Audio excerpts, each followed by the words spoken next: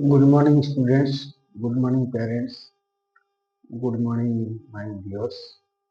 ଆଜି ଆମେ ଆସନ୍ତା ରବିବାର ପାଇଁ ଆମେ ଷ୍ଟୋରି ପକେଇବା ଯେଉଁଟାକି ରାମାୟଣ ଉପରେ ପର୍ଯ୍ୟବେସିତ paragraph English passage and paragraph.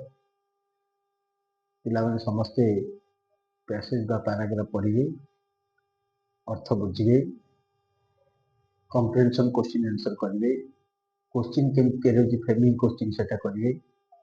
ତା ସହିତ ଆମର ଇଣ୍ଡିଆନ୍ କଲଚର, ଭାରତର ସଂସ୍କୃତି ଆଉ ପୌରାଣିକ ତଥ୍ୟ ମାଇଥୋଲୋଜିକାଲ ଡାଟା ଜାଣିବେ। ଆଜି ଆମେ ପଢ଼ିବା ପାରାଗ୍ରାଫଟା ଅଛି ରାମାୟଣ ଷ୍ଟୋରି ରାମ ଲିଭ୍ସ ଫର ଫରେଷ୍ଟ। ହାଉ ରାମ ଲିଭ୍ସ ଫର ଫରେଷ୍ଟ, ରାମ କେମିତି ଜଙ୍ଗଲକୁ ଗଲେ। ଆସନ୍ତା ଭିଡ଼ିଓରେ ଆମେ ପକେଇଥିଲେ ରାମ ସୀତାକୁ କିପରି ମ୍ୟାରେଜ କରିଥିଲେ, wedding ceremony of Sita. Next ଆସିଗଲା ରାମ ଲିଭ୍ସ ଫର ଫରେଷ୍ଟ, ଜଙ୍ଗଲକୁ ଯିବେ। ବହୁତ ଆସ୍ତେ ଆସ୍ତେ ରାମାୟଣର ଗୋଟେ ଷ୍ଟେପ୍ ବାଇ ଷ୍ଟେପ୍ ଷ୍ଟୋରି ପିଲାମାନେ ସମସ୍ତେ ଜାଣିବାକୁ ପାଇବେ, ଯେଉଁଟାକି ଓଡ଼ିଆରେ ନୁହେଁ ପୁଣି ଇଂଲିଶରେ। ତେଣୁ ମୋର ଯଦି କୌଣସି ଜାଗାରେ ମୁଁ ତ ଏତେ ରାମାୟଣ ଜାଣେନି, ଯେତିକି ଜାଣିଛି ତାକୁ ବ୍ୟାଖ୍ୟା ଟିକେ କରୁଛି। ତେଣୁ ଅଧିକ ଟିକେ ମିଶେଇକି ମଧ୍ୟ କେତେବେଳେ କେତେବେଳେ। ତେଣୁ ଧୈର୍ଯ୍ୟ ସହକାରେ ଶୁଣିବେ, କମେଣ୍ଟସ୍ ମଧ୍ୟ ଦେବେ, ଆଉ ଭଲ ହେଇ କ'ଣ କଲେ ଭଲ ହେଇଥାନ୍ତା। ଷ୍ଟୋରିଟା ହେଉଛି The citizens of Ayodhya were happy with Rama and Sita, who were like God and Goddess. King Dasharatha became old. He wanted to hand over the throne to Ramchandra. Accordingly, an auspicious day was fixed. The citizens were happy, but Manthara whispered in the ear of the queen Kaikeyi with an evil intention. Again, I shall read the paragraph for you. The citizens of Ayodhya were happy with Rama and Sita, who were like God and Goddess. King Dasharatha became old. He wanted to hand over the throne to Ramchandra. Accordingly, an auspicious day was fixed. The citizens were happy, but Manthara whispered in the ear of the queen Kaikeyi with an evil intention. With an evil intention. ये ଥିଲା paragraph. ତାପରେ କମ୍ପ୍ରେhension question ଅଛି। ଆମେ ପାରାଗ୍ରାଫଟି ଆଜି ବୁଝିବା। ସୀତା ରାମ ସୀତା କେମିତି ରାମ ଆମର ଶିବ ଧନୁ ଭାଙ୍ଗିକିରି ସୀତାଙ୍କୁ ମ୍ୟାରେଜ କଲେ। ଏତେ ରାଜା ଆସିଥିଲେ, କେହି ଭାଙ୍ଗି ପାରିଲେ ନାହିଁ। ତାହେଲେ ଅନ୍ୟମାନେ କାହିଁକି ଭାଙ୍ଗି ପାରିଲେ ନାହିଁ? ତାର ମେନ୍ ଲକ୍ଷଣ ହେଉଛି ପରଶୁରାମ ମଧ୍ୟ ଭାଙ୍ଗି ପାରିଲେ ନାହିଁ। ଇଗୋ ଅଫ୍ ପରଶୁରାମ ତାଙ୍କ ଡେଷ୍ଟ୍ରଏଡ୍। ତ ego of the Parashuram was destroyed at that time. Ego ନଷ୍ଟ ହେଇଥିଲା। ତ ରାମ ଯେଉଁ ଶିବଧନୁ ଥିଲା ସେ କେବଳ ଫିକ୍ସ ହେଇଥିଲା ରାମ ଭାଙ୍ଗିବା ପାଇଁ। ସୀତା ବିବାହ ହେବେ, ଶିବଧନୁ ଭାଙ୍ଗିକି ସୀତାକୁ ବିବାହ କରିବେ, ଅନ୍ୟ କେହି ଭାଙ୍ଗି ପାରିବେ ନାହିଁ। ସେଇଟା ପୁରା ଭକ୍ତି ସହକାରେ ତାକୁ ଭାଙ୍ଗିବାର ଥିଲା। ତେଣୁ ଅନ୍ୟମାନେ ଟେକିବାକୁ ସକ୍ଷମ ହେଲେନି, ଭାଙ୍ଗିବା କଥା ଦୂରେ ଥାଉ। ତେଣୁ ରାମ ଭାଙ୍ଗିଲେ। ରାମ ଲକ୍ଷ୍ମଣ ସୀତା ଅଯୋଧ୍ୟାକୁ ଫେରିଲେ।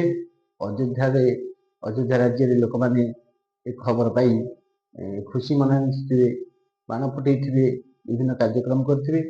ତେଣୁ ଦ ସିଟିଜନ୍ସ ଅଫ୍ ଅଯୋଧ୍ୟା, ସିଟିଜନ୍ସ ମାନେ ନାଗରିକ, ଲୋକମାନେ, ଜନସାଧାରଣ, ଯେଉଁଟା ଆମେ ସିଟିଜନ୍ ବୋଲି କହୁଛୁ, ନାଗରିକ ଅଫ୍ ଅଯୋଧ୍ୟା। ଅଯୋଧ୍ୟା ରାଜ୍ୟର ଜନସାଧାରଣ ନାଗରିକ ମାନେ ୱେର୍ ହାପି, ସମସ୍ତେ ଖୁସି ଥିଲେ ୱିଥ୍ ରାମ ଆଣ୍ଡ ସୀତା, ରାମ ଆଉ ସୀତାଙ୍କ ଉପରେ। କାରଣ ସେମାନେ ୟଙ୍ଗ ଏଜ୍ରୁ ଏବେ ଭଲ କାମ କରିପାରିଥିଲେ। ହୁ ଆର୍ ଲାଇକ୍ ଗଡ୍ ଆଣ୍ଡ ଗଡେସ୍, ଯିଏକି ରାମ ସୀତା ଠାକୁର ଠାକୁରାଣୀ ସହିତ ସମାନ। ଗଡ୍ ଆଣ୍ଡ ଏ ଗଡେସ୍, ଗଡ୍ ଠାକୁର ବା ଭଗବାନ, ଗଡେସ୍ ହେଉଛି ଠାକୁରାଣୀ। ତେଣୁ ଗଡ୍ ଆମେ ଏଠି masculine gender, feminine gender, god goddess, male female, masculine gender, feminine gender ମଧ୍ୟ ପାଇବେ।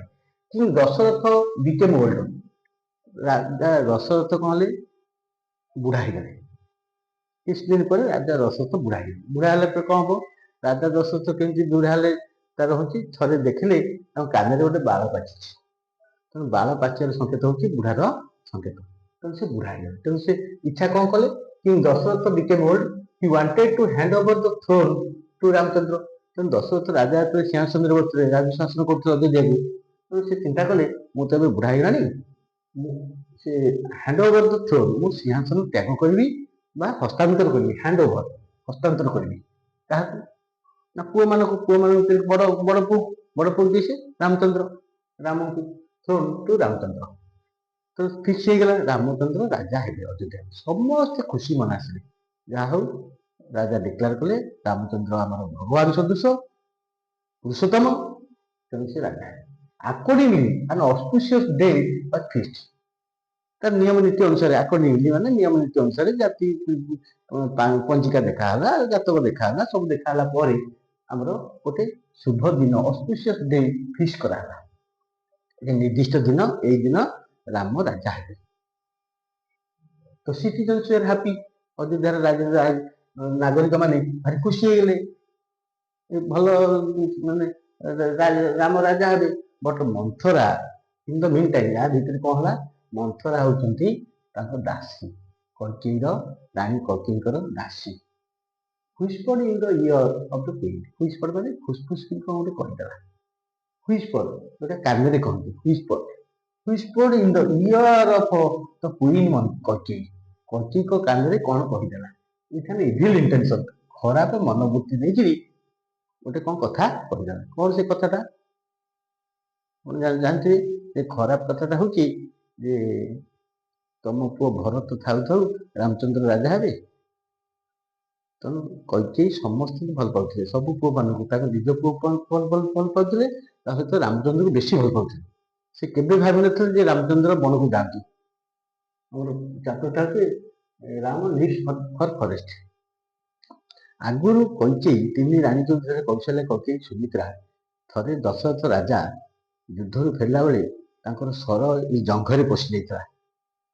ତେଣୁ ସେ ସ୍ୱର ପଶିଗଲା, ସ୍ୱର ବାହାର କରିଦେଇଥିଲେ।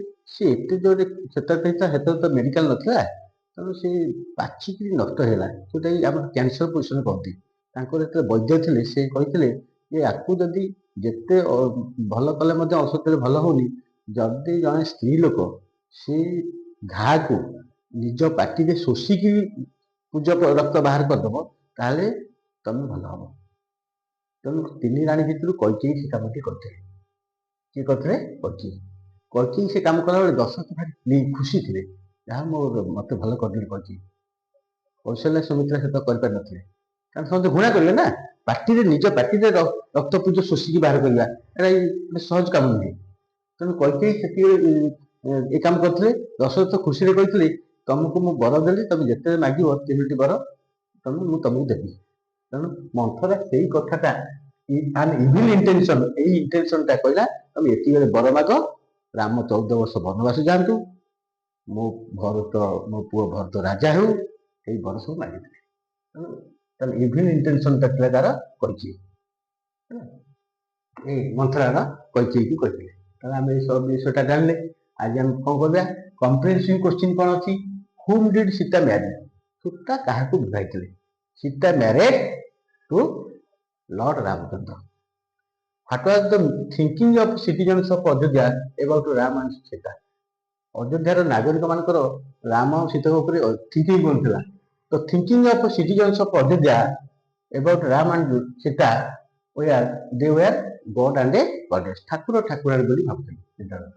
Why did King Dasharatha want to hand over the throne? କାହିଁକି ଦଶରଥ ରାଜା ସିଂହାସନ ହସ୍ତାନ୍ତର କରିବାକୁ, ହସ୍ତାନ୍ତର କରିବାକୁ ଇଚ୍ଛା କରୁଥିଲେ। କିଙ୍ଗ ଦଶରଥ ୱାଣ୍ଟେଡ, ଡିଡ୍ ଅଛି, ଥିଲେ ମେନ୍ ଭାବରେ ଇଜି ଲାଗିବ, ୱାଣ୍ଟେଡ ପାଷ୍ଟ ଭାବରେ ଲାଗିବ। King Dasharatha wanted to hand over the throne because he became old, ସେ ବୁଢା ହେଇଯାଇଥିଲେ। ହି ଥଟ୍ ଦ୍ୟାଟ୍, ସେ ଚିନ୍ତା କରିଦିଏ, I would hand over my throne to my eldest son Ramchandra. Why did Dasharatha wanted Ramchandra to be the king? Dasharatha wanted Ramchandra to be the king because he was the eldest son, ତାର ବଡ ପୁଅ ଥିଲେ। Who were the citizens of Ayodhya happy? Why were the citizens of Ayodhya happy? The citizens of Ayodhya were happy because Ramchandra was like as a god, so he will be the king of Ayodhya and rule the citizens of Ayodhya, so they became happy. How did Manthara change the plan? Manthara কিভাবে প্ল্যানটা change করলা? Manthara whispered in the ear of the queen Kaikeyi with an evil intention and change the plan not to be king, Ramchandra not to be the king. ତେଣୁ ଆଶା କରୁଛି ସମସ୍ତେ Ram leaves ଫର ଦ forest ପାରାଗ୍ରାଫଟି ପଢ଼ିବେ, ଭଲ ଭାବରେ ବୁଝିବେ, ଆଉ କମ୍ପ୍ରିହେନ୍ସନ୍ କୋଶ୍ଚିନ୍ ଆନ୍ସର ଖାତାରେ question କେମିତି ଆଉ ଯଦି ଏକ୍ସଟ୍ରା କୋଶ୍ଚିନ୍ କିଛି ଫର୍ମେସନ୍ ହବ କରିବେ, ତାର ଆନ୍ସର ମଧ୍ୟ କରିବେ। ତେଣୁ ସମସ୍ତେ ରବୀନ୍ଦ୍ର ଏଜୁକେସନ୍ ସହିତ ଟଚ୍ରେ ରୁହନ୍ତୁ। ଲାଇକ୍, ସେୟାର, ସବସ୍କ୍ରାଇବ୍, କମେଣ୍ଟସ୍ କରିଥାନ୍ତୁ। କମେଣ୍ଟସ୍ ନକଲେ ମୁଁ କେମିତି ଜାଣିବି ଯେ ଆଉ କ'ଣ ଟିକେ ଭଲ ହେଇଥାନ୍ତା। ନିଶ୍ଚିତ ତ ଭୁଲ ଭଟକା ରହିବ, ଆମର ତ ଏତେ ରାମାୟଣରେ ଜ୍ଞାନ ନାହିଁ।